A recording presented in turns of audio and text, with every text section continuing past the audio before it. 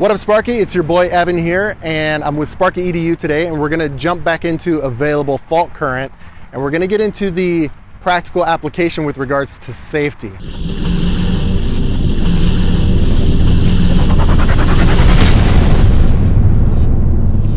So available fault current labeling is in 110.24. Now, in the beginning of that, it says that it's not required in dwelling units. Now, that's not an exception, that's just the rule.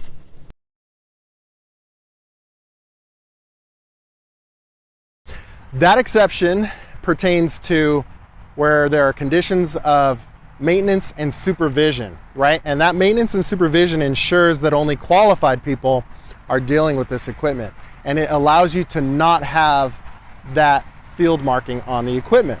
Now, anytime you see maintenance and supervision in the code, it shows up about 50 to 60 times.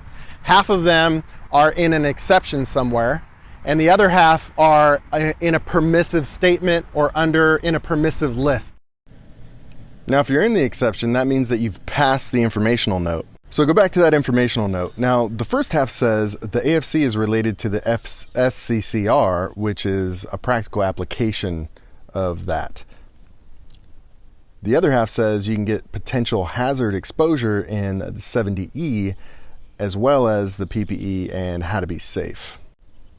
Now, before we go see what that says, let's back up in this section even further to 110.16, which is arc flash hazard warning. Now, this is a warning. This isn't an arc flash label.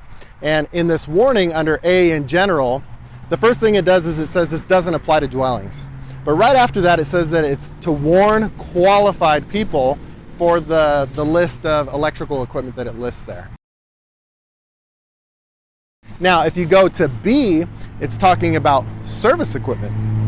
Under service equipment, it says that you have to have this label. So it has to have the voltage, it has to have the available fault current, and it has to have the clearing time of that service OCPD. So if you have the voltage, the available fault current, and the clearing time of that breaker, do you know what you can figure out? The incident energy, right?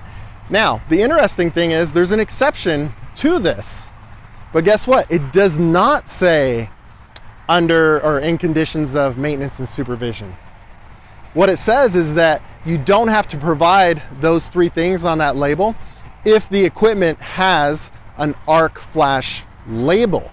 Now, an arc flash label is not the same thing as an arc flash hazard warning. So we're going to set down our 70 and pick up our 70E. We're going to fast forward to 130.5 and go to H, equipment labeling. We're not going to jump into what an arc flash label is, but we're going to look at the requirements. So in other than dwelling units, there's that list of equipment there. And if it's likely to require examination, adjustment, servicing, or maintenance while energized, it has to have an arc flash label. Now, there's an exception to that. And just like most exceptions, it says maintenance and engineering supervision. And it's really the only time it says something like that in the 70E. And if you have that exception, it says that you do not need to have that label, but you still have to provide that information in a documented manner that's available to those people that are going to be doing that examining and servicing of the equipment. And that's it. So where required in the NFPA 70, available fault current labeling can actually aid in figuring out what your arc flash PPE is if you were going to work on that equipment while energized. If it's likely that equipment will be worked on energized, the NFPA 70E states that it has to have an arc flash label or that information has to be documented to where you can get to it.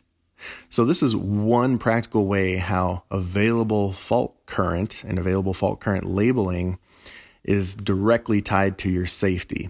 I mean, at the end of the day, we all want to make it home.